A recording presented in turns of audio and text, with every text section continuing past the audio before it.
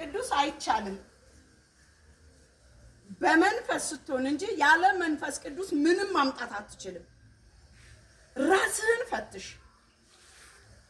መጽሐፍ ቅዱስ እንደዚህ ይላል ሉቃስ ምዕራፍ 1 ከቁጥር 34 ላይ ማርያምን መልአኩንም ወንድ ስለማላውቅ ይህ እንዴት ይሆናል አለችው። መልአኩም መልሶ እንዲህ አላት፣ መንፈስ ቅዱስ በአንቺ ላይ ይመጣል፣ የልዑል ኃይልም ይጸልይልሻል። ስለዚህ ደግሞ ከአንቺ የሚወለደው ቅዱስ የእግዚአብሔር ልጅ ይባላል።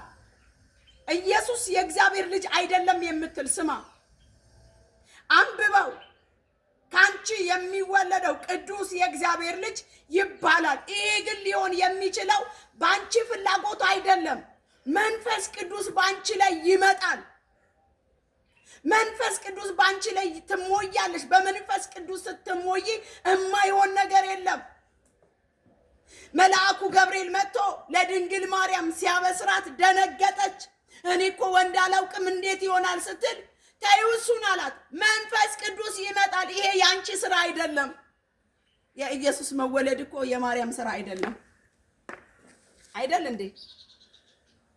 ዮሐንስ ምዕራፍ 2 ላይ ጊዜ ገና አልደረሰም ሲላት የአብን ፍቃድ እንጂ ሊፈጽም የመጣው የእናቱን አልነበረም። እናቴ ብለሽኛል፣ አንቺ ካልሽ ይሁን ብሎ ጠብር ግፍ አላለም።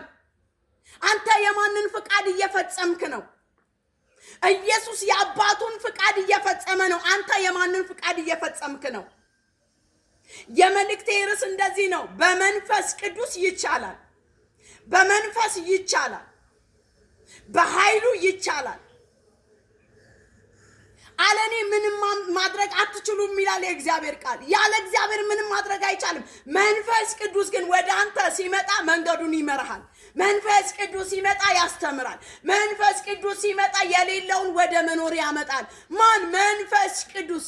እንዲህ እልሃለሁ ዛሬ ያለ መንፈስ ቅዱስ ምንም ማድረግ አትችልም።